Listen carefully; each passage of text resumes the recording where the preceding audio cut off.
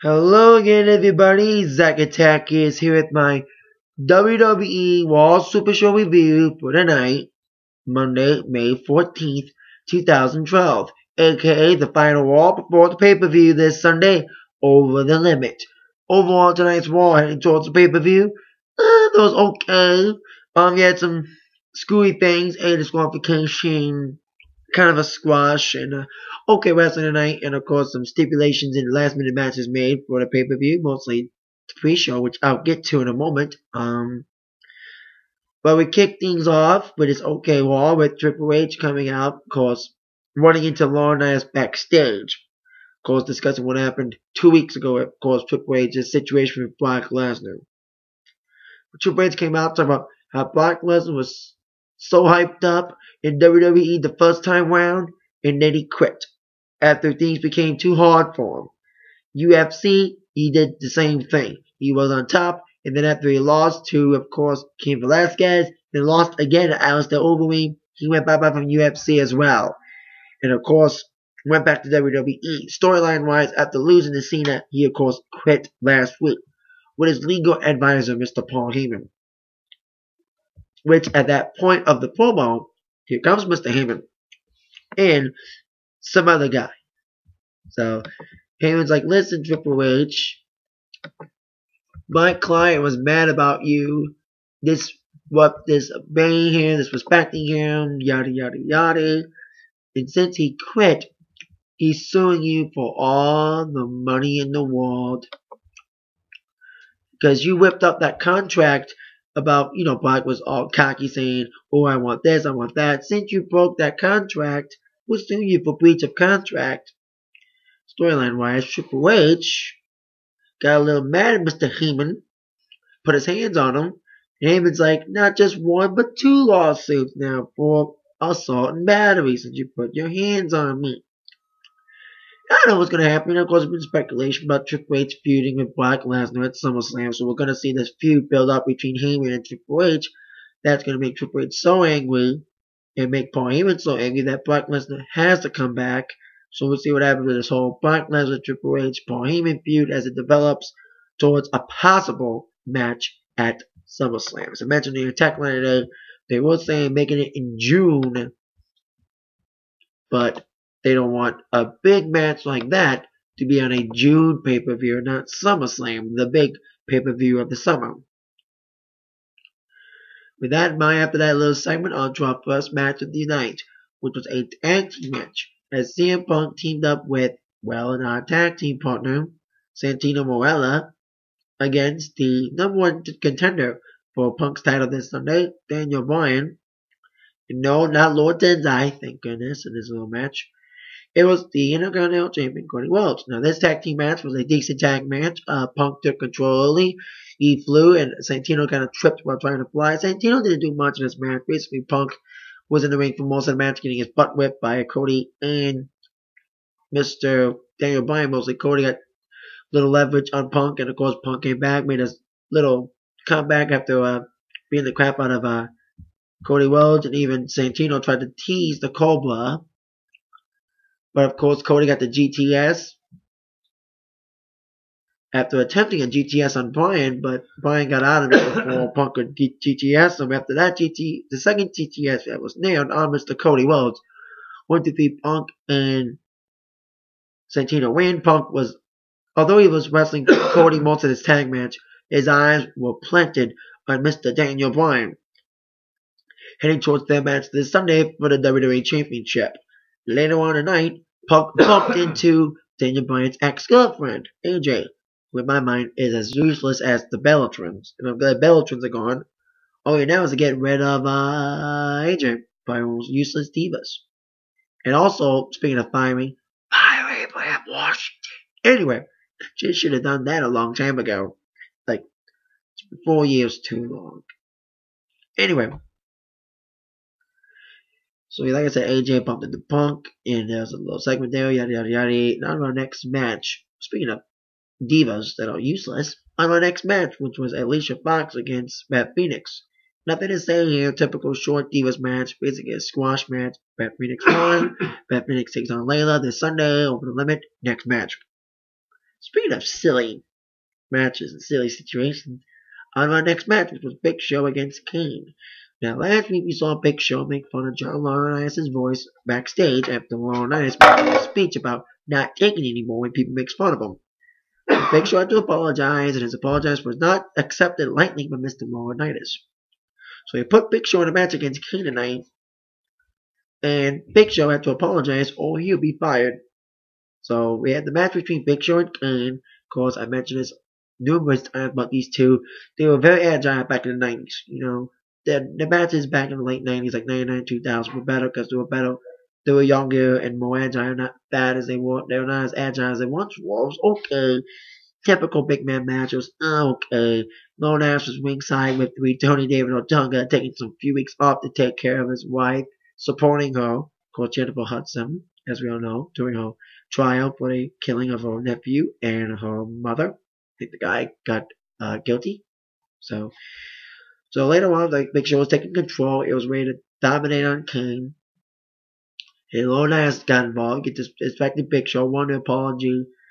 Now, Laurinaitis wanted an apology is fine, but doing the match was kind of silly. And then, after the distraction from Laurinaitis, and I swear to you, the weakest chokeslam I've ever seen from Kane. Basically, Big Show just got grabbed by Kane and just took it down. Like, imagine I'm Kane and this is the Big Show. Usually, Kane chokeslams are like, grab by the neck. And tonight, it was like, Big Show, Johnny, It was like, not even a choke, it was like, more like a press slam. It was like, It wasn't like a real choke slam. It was like the weakest choke slam I've ever seen from Kane. I've seen Kane do better choke slams on Big Show, but that was the weakest. 1, 2, 3. Kane wins. Big Show loses. He loses more than the match, as you shall see. He loses his dignity by crying like a little pansy. Not only that he makes people look bad, he's been booking people bad lately. Speaking of that, I'll get to Zack Ryder getting booked badly by WWE in a moment. And Big Show had to cry like a little pansy. He wanted to get his job back. He had to he was saying sorry, I apologize, this is my life, blah blah blah.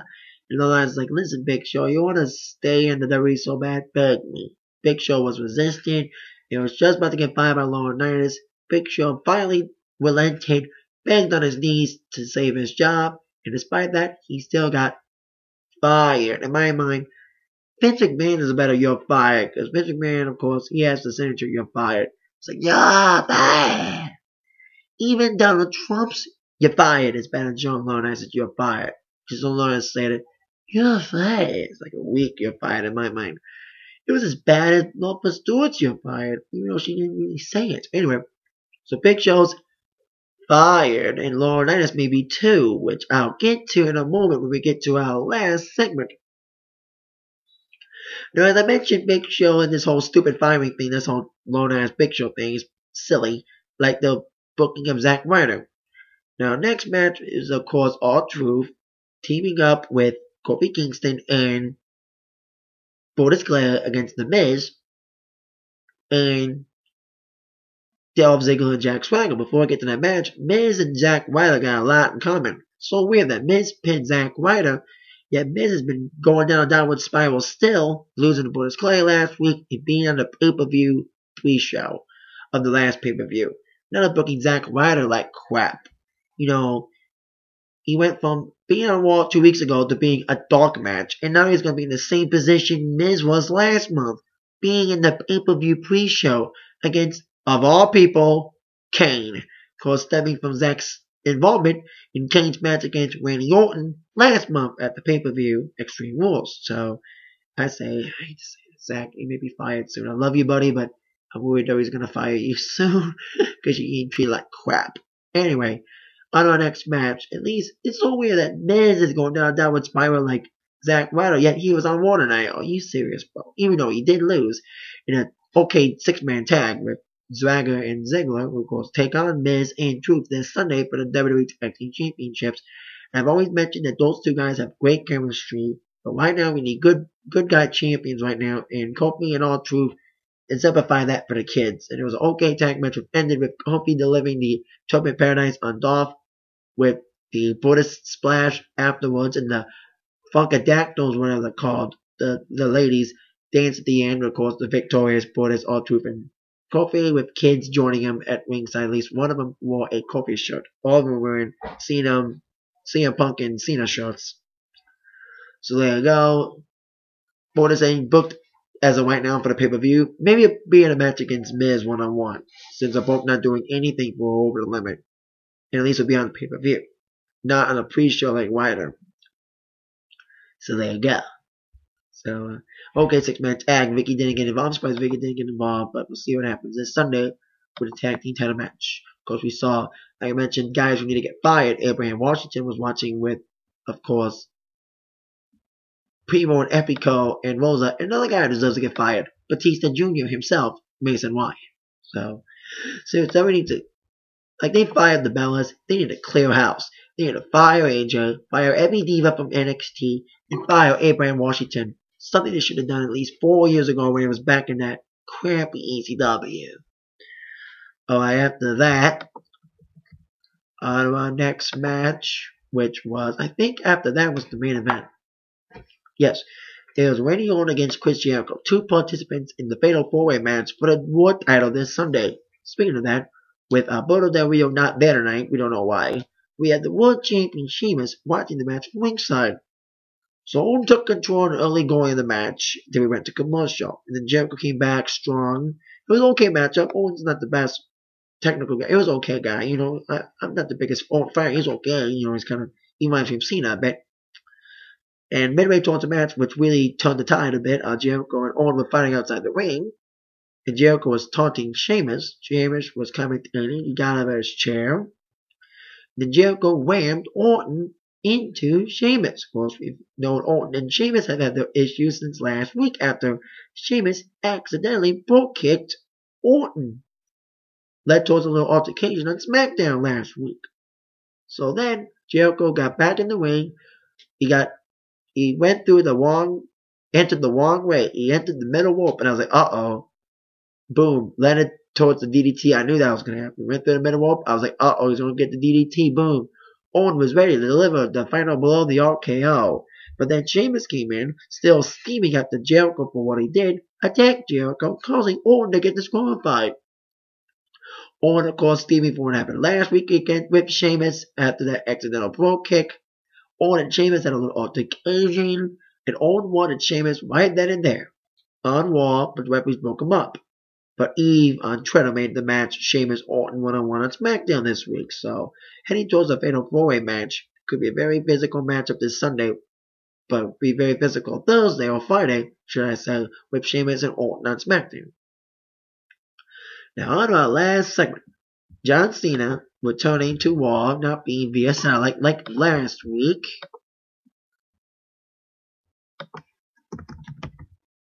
Will be, of course, Cena coming out with John Laurinaitis about the match this Sunday. Basically, Cena was talking about basically what everyone wants to say. He's a stupid head, a loser, even douchebag. Of course, 30 to believe that. TVPG. Speaking of TVPG, you know it's TVPG when Cena says, go puck yourself, instead of go fuck yourself. You know it's TVPG. Ha ha ha ha ha. Anyway, because the Pittsburgh Penguins, of course, this is Pittsburgh Penguins place, mentioned Pittsburgh Penguins and yada yada yada. So, I said Cena's a loser. Cena's like, Laurinaitis, you're a loser. Well, John Laurinaitis promised a big announcement.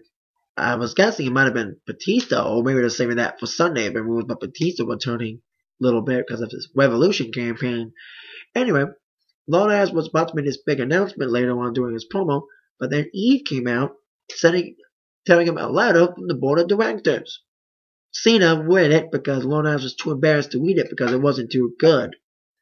Because we saw what happened with Big Show getting fired. Well, somebody else may be fired this Sunday. Cena says, John Laurinaitis, the board of directors declares that you will not make any stipulations for this match against Cena. No stipulations like a no DQ match or whatever. No special guest referees. Basically, it's one-on-one John Cena, John Laurinaitis. And any superstar that tries to help Laurinaitis, like Big Show, will be fired. And speaking of fired, if you lose Laurinaitis, you'll be fired. So, I don't actually believe Laurinaitis will be fired. You know, maybe that's when Batista may come out. Who knows what will happen with that situation, but if he get fired or not. But because he doesn't actually work for WWE, so he can't really fire him if he decides to help. Oh, wait a minute. Maybe Brock Lesnar may come back and attack Cena on Sunday and help John Laurinaitis win. Who knows what happens? But no matter what, this will be a silly matchup. This will be as stupid as the Michael Cole King matches. And I hope, unlike the King Cole feud, that this is the only match they'll ever had. Not 3 like Cole and King did. You mean 1 match between them was enough, but 3 was ridiculous. So hopefully it'll be the only time that Cena and Laurinaitis wrestle, especially if Cena wants to go on vacation or whatever, as he kept on promising. So, there we go, Laurinaitis stipulation. He may get fired on Sunday if he loses to Cena, but I probably doubt it, especially if Lesnar comes back. So, like I said, okay, Raw tonight. These are all headed towards pay-per-view. Hope pay-per-view's good, especially after what happened with the other company in their pay-per-view last night. That is it for this WWE Raw Supershow review. Thank you all very much for watching. Comment your thoughts below. You think Laurinaitis will lose, or will something screwy will happen and Laurinaitis will win? Comment your thoughts below. Thank you so much for watching. You have all been attacked by the review from Zach. Thank you very much. Again, see you all later. Yeah.